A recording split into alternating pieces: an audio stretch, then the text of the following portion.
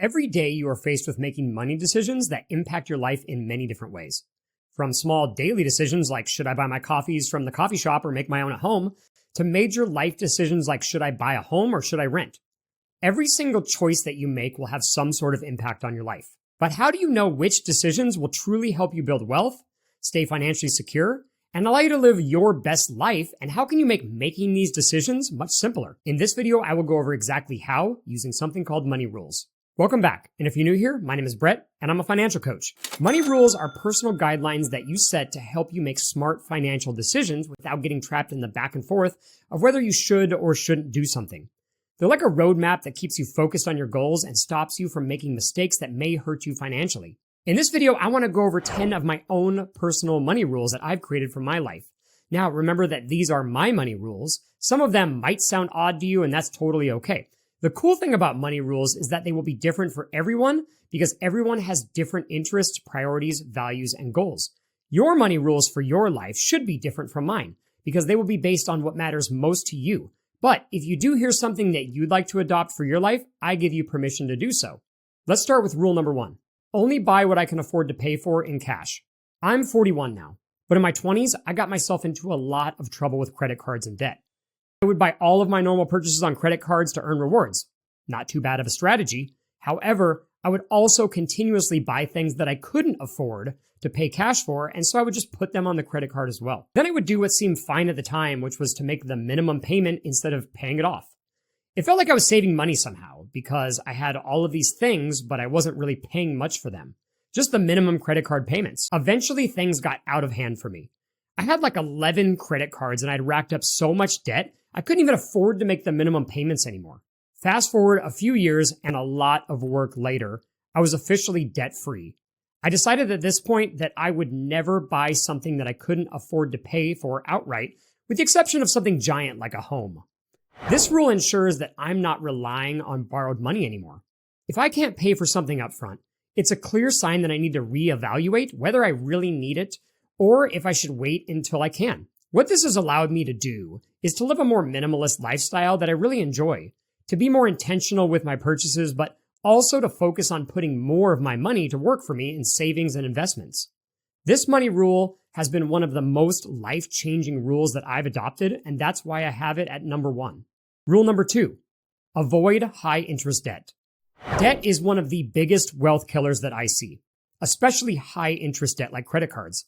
In the last story, I told you about my own personal struggles with credit cards, and I see it firsthand with a lot of the clients that I work with. Double-digit interest on debt will suck out all chances that you have to become wealthy faster than anything else. Even if you were to invest and earn a good return, it is likely that you'll be taking 1 step forward and 3 steps back. It is nearly impossible to out-earn high-interest debt through your investments unless you time things really lucky, which is really hard to predict. So it's better to just avoid it altogether. In some of my previous videos, I've talked about using credit cards and how I still use them for all of my purchases. However, I make sure that I pay them off in full every single month and have been doing so for over 9 years now. Rule 3, only buy an item if I can afford to buy 2 of them.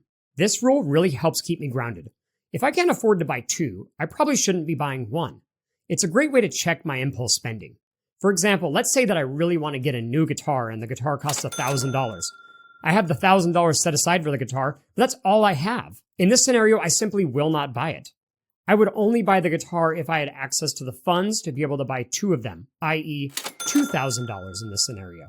It doesn't mean that I'm actually going to buy 2 of the items, but it means that I will make sure that any purchase that I make, small, medium, or large, that I'm equipped for any hidden costs that may come with it and any unexpected expenses that may arise shortly thereafter. I've been utilizing this rule for the last 7 years, and with the exception of a purchase of a home, have not purchased a single item or experience that I couldn't afford to pay for at least 2 of them. Rule 4, always have a 1-year emergency fund saved. Now, the general rule for emergency funds is to have 3 to 6 months of expenses saved in case there's an emergency. So why would I have more than that? Well, it's because I'm really not much of a risk taker. Coming from an industry that can be highly affected by the economy, I've seen how fast an emergency fund can get emptied in the event of a huge emergency like a job loss. I personally want to make sure that I'm protected for an extended amount of time in case I really need to be, And I figured that if something major were to happen to any of my sources of income, then a year would be a really good amount of time for me to figure something out. Having this year-long emergency fund really came in handy when I decided to make the career switch from RV sales to full-time financial coaching, as it took me some time to launch my business and to start earning a more steady income. A year-long emergency fund might not make a whole lot of sense to a lot of people, but it's just what makes sense to me. Rule number 5, make room every single month for spending on what brings me joy. Now, this is a story about my 20s again. I would always say no to everything. Going out to eat, going out to the movies, going out with friends. Where I thought I was being really frugal, I was actually just being super cheap and becoming somewhat of a miser. I had gotten myself into too much trouble with money, and I was trying to run away from zero as fast as I possibly could, but in the process, I was actually ruining my own relationships and my overall sense of joy in my life. What I've learned is that saving, paying off debt, and investing are important, but so is enjoying life. I make sure to budget for things that bring me genuine happiness, like experiences with my friends, family, or hobbies that energize me. This is why I believe in still having fun with your money, even if you're in the process of paying off debt. A lot of people first have the misconception that a financial coach's job is to tell you no, you're not allowed to do things with your money. But this isn't true at all. My job as a financial coach is actually to help you say yes to more things that you want to do with your money. When I work with clients, every time they tell me something like, my friends asked me to go out to eat with them this weekend, and I told them no. I ask them the same question. Okay, well, how do you feel about that? If they feel good about their choice, then it's the right one for them. But if they feel bad about their choice, then we dive into why that is. It isn't because I don't want them to go out. What I want them to do is live their life financially based upon their priorities in a way that they hit all of their financial goals. Rule 6. Buy what aligns with my values and goals, not to impress others. There are a number of reasons that I see people get themselves into financial trouble. 2 of these primary reasons are that they either experience FOMO and can't wait to buy something when they are ready, and the second is that they're seeking some kind of external validation from other people. There's a phrase that goes, broke people buy things to impress people they don't like or they don't even know. And I would say that this is mostly true. It feels really good to feel that envy from someone else when you tell them about something that you just bought. Take a new car, for example. A lot of people really only need a car that gets them safely from point A to point B. But then they end up buying this big, giant truck that they never use for its purpose. They put 8-inch lift on it with $6,000 in wheels and tires, so now it only gets 4 miles a gallon. It may feel good when they drive it up to their buddy's house to show it off, but it doesn't feel good every time they can't afford to put gas in it. I used to do similar things. In fact, I bought cars that were way too expensive for me just because I liked the feeling that I would get when someone was like, whoa, is that your car? Now, I'm not saying that you shouldn't buy a nice car or truck.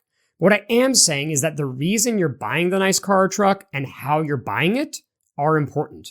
There's something called keeping up with the Joneses. And this is basically just trying to impress others with your money, and that will only get you into trouble. The real truth is, people don't care what you own. They may think it's cool for like 15 seconds, but then they just move back into their own life and they forget what you have. That's why I personally don't buy things to keep up with anyone else. My purchases reflect my goals, like achieving financial freedom, and my values, not what other people may think. Before we continue, I would love to know some of the money rules that you've created for your life. Please make sure to leave a comment below and let me know what some of these rules are. Rule 7, invest consistently and make it a priority. For most people, wealth just doesn't happen. It's built over time. That's why I prioritize consistent investing, even if the amounts vary, to keep my money working for me. When it comes to investing, there's this thing I hear from people. I don't have a lot of money to invest. So instead, they just choose to do nothing at all. It's this all or nothing mindset. Having that mindset doesn't hurt anyone other than the person who isn't investing. I've lived on a fluctuating income almost my entire adult life. And some months I don't have much money to invest. And some months I have more. Just how it goes. I make it a priority to invest every single month, even if it's barely anything, because something is more than nothing. One day, you will become your future self. And when you reach that point, you will either say that you are glad that you did this, or that you wish you'd had. And I've found firsthand that the pain of regret is much heavier than the pain of doing. Investing consistently has become an important rule for me since I started investing. Rule number 8, educate myself before investing into anything. I've learned the hard way that investing into things that I'm not familiar with or unknowledgeable of usually only leads to some kind of disaster. Once again, back in my 20s, I knew someone whose company went public in the stock market. I didn't even really understand what the company did, how it made money, and if it was even profitable. So, like an idiot, I cash advanced money from my credit card and invested it all into the stock. About a month later, I'd lost the value of almost all of my money, and the company eventually filed for bankruptcy and I lost it all. It wasn't life-changing money that I'd lost, but to a broke 20-some-year-old that didn't really have it to lose in the first place, it felt like it was. Since then, I've jumped into other investments out of FOMO throughout my life, and it's almost never worked out. Like, not even close. I created this rule for myself so that I don't succumb to that FOMO investing feeling anymore. When I invest in the different asset classes, I do my research. I want to understand what it is, why it is, how it makes money, and if it's something that will be long-term or short-term. I see a lot of people that get completely wrecked trying to jump on whatever the latest investing trend is, and a lot of those people didn't even know what they were getting into in the first place. They were just told by someone that it was a good idea and they should just do it. There are a lot of unfortunate mistakes that are made this way, and some people will lose way more money than they have to lose. I believe now that it is the best to take the time to learn about what you're investing in so you can make informed decisions, which has saved me costly mistakes in my later years. Rule number 9, adopt a no gift policy. This one might sound unconventional, but it's been totally life-changing. I also think it's an important one to understand just because we're right around that holiday shopping season right now. About 6 years ago, I blew away a lot of my family and friends when I told them that I was going to go all in on no gifts. I didn't want any gifts for any holidays, my birthday, or any occasions. I also let everyone know that I didn't plan to get anyone any gifts either. At the time, I had just finished watching that documentary, the minimalism documentary, and it helped to change the way that I feel about material possessions. I had already kind of embraced minimalism about a year before that, but the idea of getting more gifts or stuff that I didn't need or want just because of the date on the calendar really didn't sit right with me anymore. I also hated that whole idea of the Christmas list thing. Like, someone just gives you a list of stuff that they want, and it's like, okay, you got my list, now go buy me stuff so that I can act surprised when I get it. I really wanted something different than this, and it was about more than money. Instead of spending money on gifts, I wanted to focus on meaningful gestures and shared experiences, which often mean more than material things. I tell my friends and family that I'm good with a simple phone call, a FaceTime call, or going out to grab some food together. Now, no gifts doesn't always mean absolutely no gifts ever at all, as I do still get something for a few of the kids in my life, and I still give things to someone when I see something that I really, makes me think of them, and I really think that they'll enjoy. My girlfriend and I have been exchanging homemade gifts, which honestly have been our favorite gifts ever because they have so much meaning behind them. It's not about absolutely no gifts. It's about never expecting gifts and really giving more meaningful gifts if they seem to fit some occasion. Rule 10, always choose authenticity over the pursuit of money. At the end of the day, I believe that no amount of money is worth sacrificing who you are or what you believe in. I believe that getting your finances in order is about more than just having more money.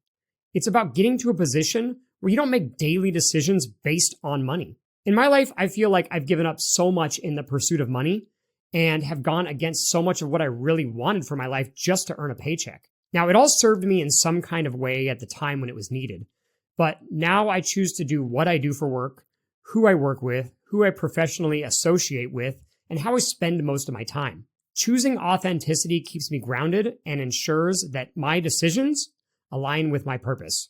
Now, once again, these are my rules for my life, and some of them may seem weird to you or absolutely ridiculous, but that doesn't matter because they're the rules that I've created for my life. You should make rules for your financial decisions as well. You can make 1, 2, 10, 20. It's your life, and there's really no rule against how many rules you can actually make for your life. Now, you can make all the money rules that you want for your life, but it won't help you get wealthy. However, if you'd like to learn some habits that will help you get wealthy, then make sure that you check out this video right here because it'll be super helpful in planning and helping your financial journey. Make sure to go click on it because it'll be gone in 3, 2, 1.